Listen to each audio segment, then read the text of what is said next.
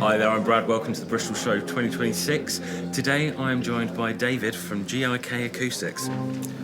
Thank you for having me here, Brad. Well, thank you for coming. And you guys have been at the show for as long as I've been involved in it. Yeah. But you bring something or a series of products that people might not necessarily think about at a hi-fi show. So why don't you tell us a little bit more about what it is that you guys do? Okay, so basically we provide acoustic solutions for your home listening room. I mean, I would say, these days the term, what's the term? Almost hi-fi adjacent. Yes, that's And what we're doing really is, if you imagine that you're spending your money on your speakers, and when you see the results of a speaker published, what they do, they're actually free field environment. So basically, they get them tested in an anechoic chamber, and it shows you what that speaker would do if the environment doesn't affect it. Yeah. Once sound comes out of a speaker, then the environment, primarily in this case the room, that takes over. So those boundaries restrict the sound within the room, and as it moves around the room, it affects the way that you hear the sound. Of course, yeah. So obviously, traditionally we came from the pro audio world. We deal with studios. Studios is still something that our expertise lies in. And I would say, we was trying to discuss this earlier. How many years ago we first came to Bristol? Yeah. When we first came here, and it was maybe 12 years ago. Right. I think 5% of our customers would have been and we spent a lot of time about education. And it's about people understanding what it is, what the product does, how it actually enhances what they do. And what we've always got kind of a motto of is we're going to make your room better. Yeah. It isn't about making it like a music studio. No. It's about doing something that's going to complement your listening. It's going to complement your lifestyle. Yeah. But most important, and I always say this, anything to do with hi-fi, most important is that you've got to enjoy it. Yeah, of course. 100%. So, just because a music studio is going to have certain criteria, what you enjoy at home may be completely different. And we're happy to work with that. Absolutely. I'm familiar with acoustic treatment from my background in pro music anyway. Yes. But I think for a lot of people it's quite a far-fetched principle to have it in the home environment. But you guys make a series of products that are, how do we say, they're quite sympathetic to the home environment. It's not like a very bold, stark studio product. Do you know the interesting thing about that, and this is where, funny enough, the Bristol show again comes into it, because obviously, how do you develop new products? Customer feedback is one of the ways. And the first time I stood, in Bristol, and at the time we were a lot smaller. We didn't have the budget. We just we shared a room with someone upstairs. As each of them come in, I'd go, "Are you interested in acoustic panels?" They'd say, "No." No, but get away from me. But one of the feedback we got very, very early doors from like the Bristol show was, we don't want our home looking like a music studio. So that set us thinking about what can we do so you can still get the effects of it, but it's more sympathetic to the living space. And that's when we came up with what the impression range that was called originally. It's now been relaunched as the amplitude range, right? With the recessed plates that you can see at this show here. It's the first time we've shown them anywhere in the world. Exclusive. I love an exclusive. They got launched just with our new website. It's a whole new look with them. But the reason we came up with it originally is because we wanted something that was more sympathetic for people at home.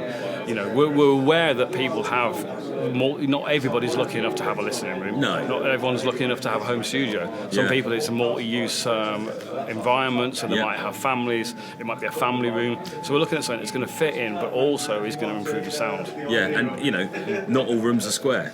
Not all rectangular, there's oh lots God, of... I don't want them to be square. No, we don't want those reflections. We don't want them at all. And do you specialise in individual products, or do you do sort of like kits and whole solutions for people's homes? So one of the first things that's really important about our website, and something else we've done for the first time here as well, that I think is really important, is we've got, I don't know if you've been down and past, but we've got we've got a digital display totem this time with videos on. And what we're trying to demonstrate as well is, We do very much a lot of early work in education, so people understand why they might want an acoustic panel, but now also why is it choosing this panel in particular. One of the things we've got a video that we did in conjunction with Salford University about testing acoustic panels, about how it works and why we do it, and we've got that type of thing going on. But when it comes to the products, what's always so good about it is, first off, we do a free consultation service for everybody. Yeah. So you go on the website, you can fill in a form, you basically can tell us everything about it. You can tell us restrictions. You can say, I do not want this type of panel in my room. I don't like the look of it.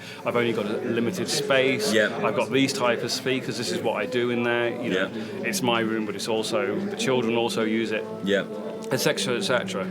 You can give us plans to your room, you can send us photographs, and what a lot of people do nowadays is they send us actual REW results, which is test results you can do with a omnidirectional mic.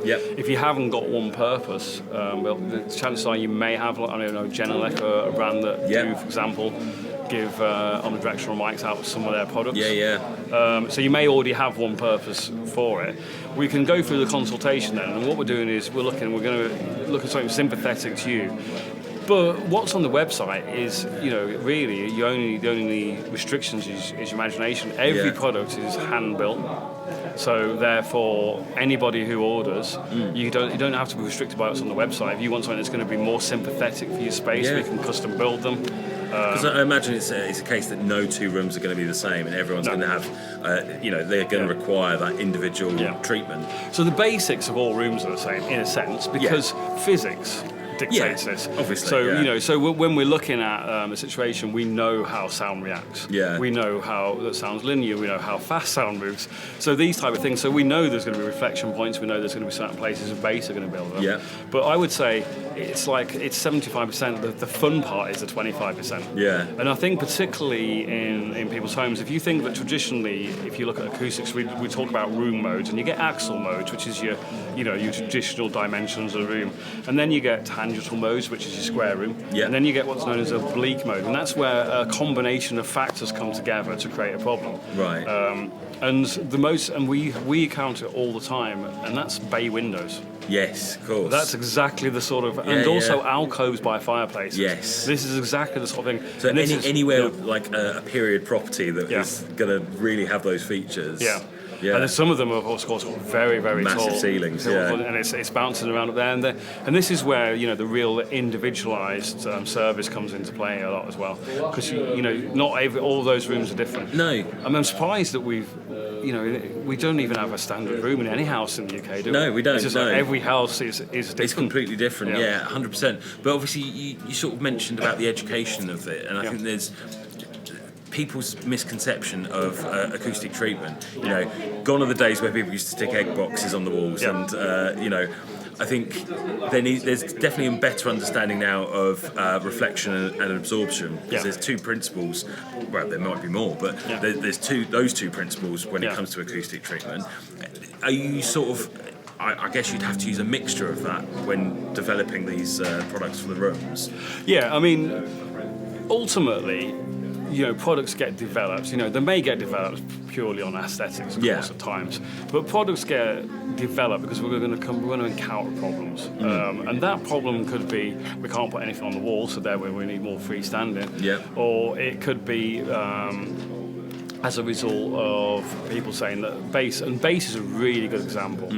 Because bass is the biggest problem in UK and European rooms, really, because we're so small compared to, say, some of the larger American rooms. The American and Asian houses are much bigger, open plan spaces. So, one of the things we're always looking at, and we're trying to develop, and this is we spend again time with Salford University, is trying to develop how do we get better bass absorption for using less, as we say in America, the American side of the business, less real estate. So how do we literally get a smaller panel to absorb more? And we spend a lot of time doing that. But I mean, I think the education is so important, because I say it's adjacent. Everyone knows what a turntable does. Everybody has a good idea of the streamers and other. But with ours, we really is about education. And we start at the basics. We sort of try and explain what it does in all the different parts, all the way up, and it's depending on what you're doing. And how knowledgeable you are in the first place. Yeah. You know, we're trying to picture that so that everybody feels that you can come to us and we're going to give you something that you understand. Yeah. You know? And I imagine, because just talking to you now, I can feel how passionate you are about it. Yeah. And I'm guessing that's a knowledge that you're very happy and willing to share with people that are interested in it. Because GIK Acoustics started in Atlanta in 2004, and then I started it in Europe in 2008, and we kind of had some basic principles we set out. Yeah. One of it was customer service, because customer service was brilliant in the UK at the time. Yeah. So one was going to, our customer service.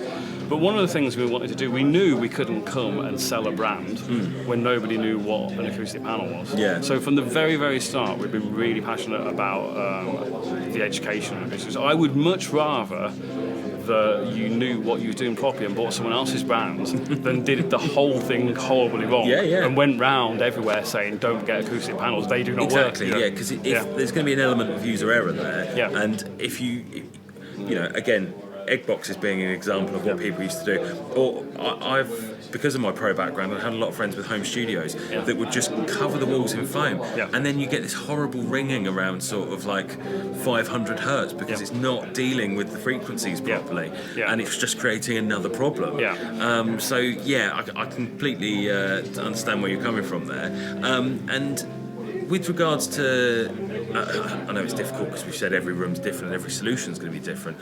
Price-wise, what sort of thing are we talking about? Well, I mean, an actual basic panel can start at like £90. Yeah. So, I got asked this question earlier. If I was fully doing my living room, how much? Yeah. I mean, if you had let's say an individualised listening room. Let's not say a shared environment, because you're never going to you're not going to do it. But if you had one of you said, I want to do this properly, you're probably talking about £2,000 for a room on average. However, you might just want to add 3 or 4 panels, take a little bit that top end of bringing it out. So 90, you can start a £90 panel. So I would say averagely people spend £500, £700, but a decent, nice sounding room would be about 2,000.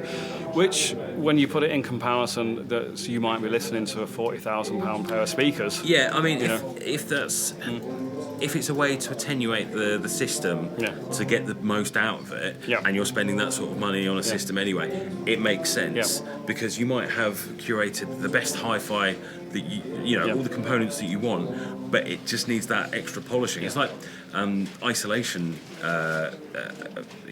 paraphernalia for isolating turntables and things like that. They make a huge difference, and sometimes the cost can be quite expensive, but if it means upping the performance of the equipment, then surely it's just as good as and as important. But I mean, it's not just. I mean, you think about we're talking about this purely in hi-fi, but just in your home. I mean, we sell a lot to people in kitchens because they've got a modern kitchen. It's all done hard surfaces. Get a few art panels on the wall. I don't know if you saw the art panel one. It's literally choose any image. If you go on a website, there's a million images. You can send your own, and it's just that. It's it's just so. You're telling much... me I can have an acoustic panel with my face on it? Yes. Brilliant. We'll get one range sent to your house. Yeah. I'm sure my wife would love that in the kitchen. Great. We can get it about 1.5 meters square if you. But that would be hilarious. But that is a really nice idea, because then there are going to be people that want the solution of having acoustic panels. Yes. But if you've got a family portrait. Yeah.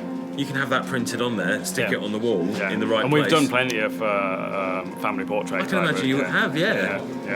But also, I mean, it's just there's just so many different combinations, and I just think it is, and it is also. It's like saying it's all along, and I always say to people, don't forget, it's about the enjoyment, because it's like because there is a science behind it. Yeah. We can prove it, can test it. Yeah. You can go on to a whole different level of it if you want to. You can start, and obviously music studios do that. Yeah. Especially you get somewhere like a mastering studio, then we're going to be really precise for, But even then, there's a tolerance. Yeah. Not what you may like to do if you were mixing in a studio compared to what I might. Isn't necessarily the same. Oh yeah, well, if you listen to music from certain producers, there's very different varying styles. Yes. And that's because we've all got different ears. Yeah, and it's the same, sat in a studio. So, where some people really don't want much decay time at all. Yeah. Others prefer a little bit more ambience when they're working.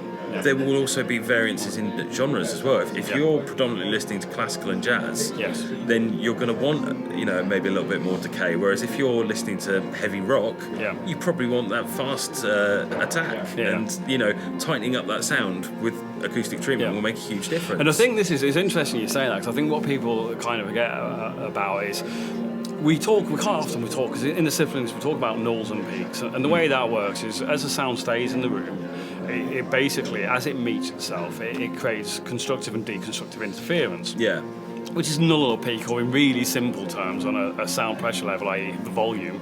Some frequencies are really loud and some are really quiet, and obviously a really loud one would overshadow the really quiet one. But what we don't necessarily think about is stuff like the attack. Because at the end of the day, it's not just one overshadowing another, it's can you actually hear the sharpness. I mean, it's really important in the studio, but even at home, you don't want that smearing effect. You want to be able to hear, when that bass note finishes on the record, that it finishes in your room. It isn't still there listening and smearing into something else.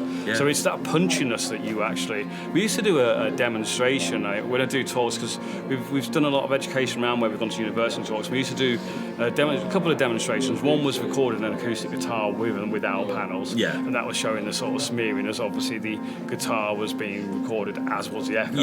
And then we also used to do one where it's just that, and it's like the one thing that we'd play a music in a room, and then we put the panels back in and play it again. One of the things is that punchiness. It's that, that's what you miss as well. It's not just a case of maybe you don't hear the E so loud. It's just the general whole sharpness of the notes. I think it's fascinating, and it's something that I've had a lot of experience with in the past, and I used to help design home studios for consumers as well, and back in a previous employment. So it's something that I'm familiar with, and I can totally see that. I know customers from Audio T that would benefit from having acoustic treatment. They're constantly trying to fine-tune the system, but something's not quite doing it, and it's actually they're working against the environment. They're working against the room, which is really another interesting way, because traditionally in acoustics, if you ever read the old textbooks, they always talk about acoustics as though it's against, as though it's somehow a problem. Acoustics isn't a problem; it's physics. And what we're trying to do is we're trying to get physics to work for us rather than against us. And there's things that like an Audio T customer can do to improve the sound in the room. It doesn't cost them anything. What it costs them is time. If you've got the time and the inclination to do it, and I think a really good example of that is speaker positioning. So when you come to us for a consultation, before we would ever say anything about acoustic treatments, we're going to look at your room and we're going to say, okay, how have you set it up? Where have you placed the speakers? And there's lots of things we're looking at. We're looking at symmetry from either side of it, but we're also looking about positioning. And the reason is you get a situation called speaker boundary interference response, and it's basically what happens to the sound once it leaves the speaker. And bass is omnidirectional. But there isn't actually a point that's static where bass turns from being directional and mid and high to omnidirectional bass. It's actually the room that dictates that, and it's called the Schroeder frequency. I don't know if you've seen that. I haven't seen that, no. So the Schroeder frequency, it's around about maybe 150 hertz, and that's the point it comes omnidirectional. So as your speaker is in position, the sound coming out the back of the speaker is omnidirectional bass. It's going to hit the wall, and it's going to go against the wall, and it's going to come back, and as it comes back, it's going to meet itself. That's completely dictated by distance. So what's going to happen is going to create a null, and that null means you're not going to have that sound. And if you've got between 40 and 60 hertz, that's going to be quite a problem for you. So moving your speakers around is going to change which note and which sound wave is basically causing the interference. If you can create a situation where that gets to 80, 100 hertz and above, it's really easy to deal with. It comes into ambient noise. And there's so many things that just spending some time adjusting your speakers, moving them a little bit back. Traditionally, people said speakers must be far away from a wall. Of course, if you've got a big room, do it. The further away you can get it. But if you've got, like a lot of us do have, small rooms, lots of different places, then sometimes maybe pushing them closer, even if the manufacturer says it doesn't. It's the environment have a look at it, do a test, and if you use like the omnidirectional thing, free REW software, then you can actually do lots of improvements in your room, and it doesn't even cost you a penny. It just takes that time. I didn't know that you did any of the consultation stuff, so that's educational for me. But it's nice to hear that you're not just going to go in and try and sell a load of product that the customer might not necessarily need. No. You're actually going to address the issue, see how much you can take things. Well, the thing you've got to think about it as well, we're encouraging people to test their rooms, which means that as a company, we're encouraging people to prove that our products work. We've got a transparency that I think a lot of businesses don't have. We're literally saying, this is going to work. We know it's going to work because, of course, we've tested it at Salford University. But we're saying this is going to work, and we're going to encourage you to test it before and afterwards. So you know that what we're saying is true. So you've absolutely got. So it's not in our interest whatsoever to just oversell a panel. So if I oversell the panels, you might not like it. It might be dead, but also it's gonna show. You're gonna see that So we've got no interest. What we got an interest in is improving the sound in that room. Because every customer should always be an advocate for the next. And definitely, so I think that transparency that's in the business now. I mean, I think it speaks volumes. The fact that we're prepared and we encourage you to actually test. Because what we're saying is this will work, and not only will it work, you're going to see it, you're going to hear it, and you're actually going to see it.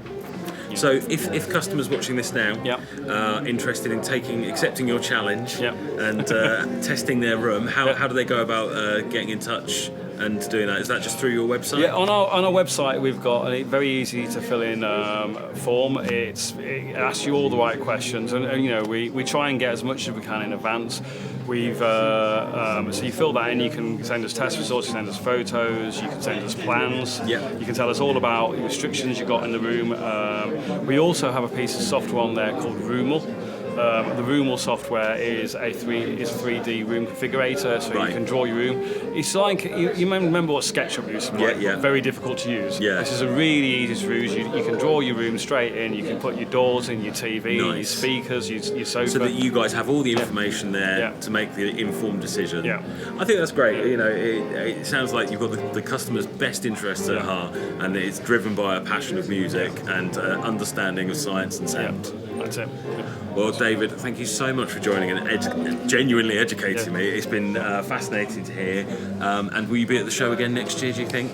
I would think so. I mean, I'm not entirely sure how many shows we've done now, but it's been... And I felt this year so far a really positive vibe around the place. I don't know if you felt the same. It's great. I keep saying on the videos, we've had lots of families, younger people. So it's a whole new generation of people to educate, especially with what you're talking about. There's going to be people of all generations that might not understand what it is that you're offering. So there's a lot of edification there for many people. But thank you so much. It's been an absolute pleasure. And guys, thanks for watching. It's I think you've got to just accept this challenge, get online and see what can be done about your room and improve your sound. So thanks very much. Take care. Bye now.